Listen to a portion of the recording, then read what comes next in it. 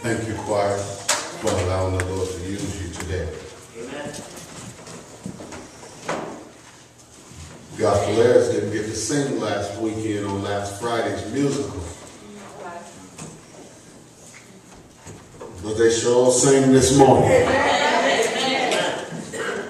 I want to say to y'all done messed up to let Chad sing on the mic. Because Chad, you have a very beautiful and anointed voice.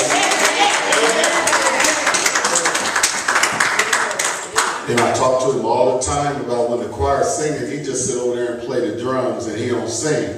Y'all need to stick a mic in Chad's mouth all the time. Amen.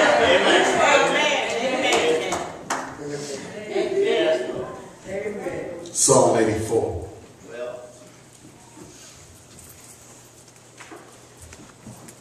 Verse 1 reads, how amiable are thy tabernacles, O Lord of hosts. My soul longeth, yea, even fainted for the courts of the Lord. My heart and my flesh cried out for the living God. Yea, the sparrow hath found a house, and the swallow a nest for herself, where she may lay her young. Even thine altars, O Lord of hosts, my King and my God. Blessed are they that dwell in thy house. They will be still praising thee. Blessed is the man whose strength is in thee, in whose heart are the ways of them.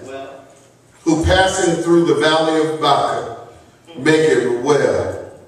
The rain also filleth the pools. They go from strength to strength. Every one of them in Zion appeareth before God. O Lord God of hosts, hear my prayer. Give ear, O God of Jacob.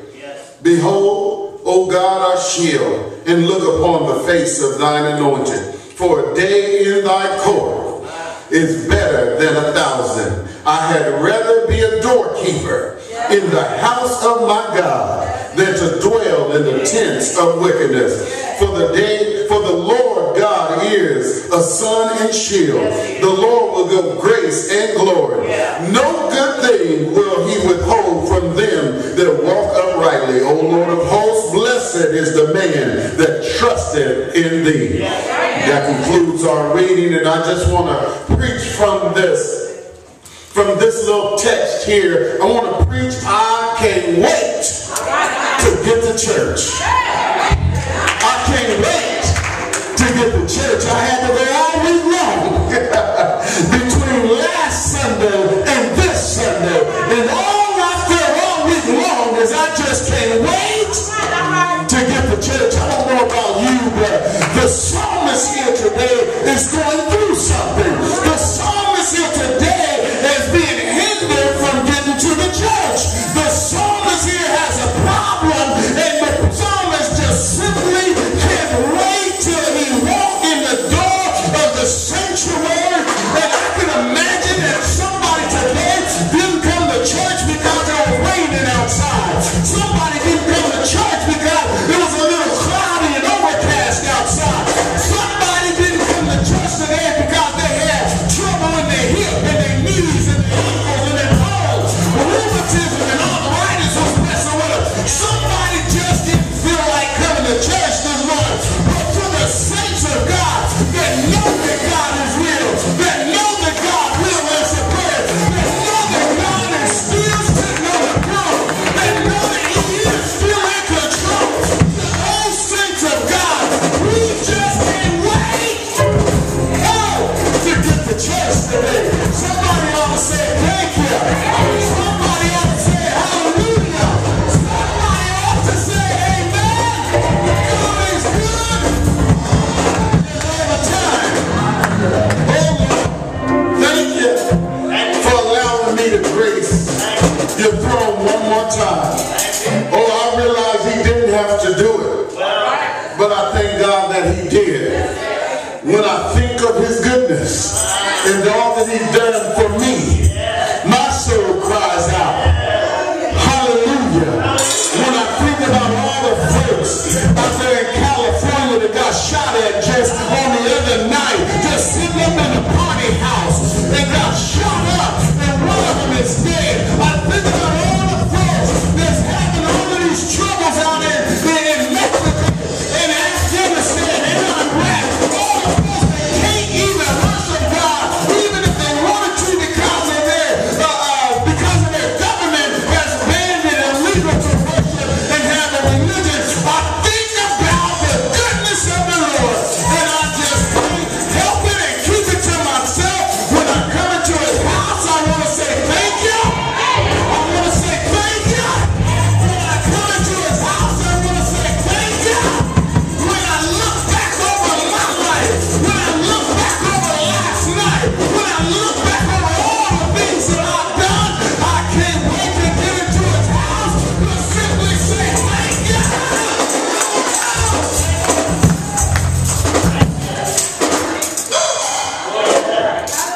My brothers and sisters, my heart was a bit heavy on this past week.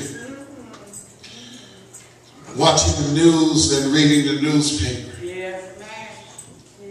One of my fellow compatriots has fallen victim to the slanderous words of the enemy. Many of you are familiar with the news that Bishop Eddie Long has been accused of some ill things. I come to tell you today, I don't know whether he's guilty or he's innocent. But the young men, I don't know whether they're lying or telling the truth. What I was thinking about was, what is our response to what we've heard as a pastor who's come under attack? I know what it feels like to be attacked by the enemy. Yes, sir. Yes, sir. And the truth of the matter is, brothers and sisters, it doesn't matter whether he is guilty or whether he's innocent. The court of public opinion has already made a judgment. And folks all over this world are just saying, I told you. Folks making a judgment, and people are using that as an excuse to stay away from church because they said, I told you something was wrong with him. I told you that all of them muscle shirts and all of this and that. People are passing judgment because the enemy has chosen to attack this man of God. So it really doesn't matter to the enemy whether he's guilty or not. The enemy wants to throw mud at him. And what is our response as a church? See, the church should be there and be praying for the leaders. I should have got a couple more amens right there. But the churches have a responsibility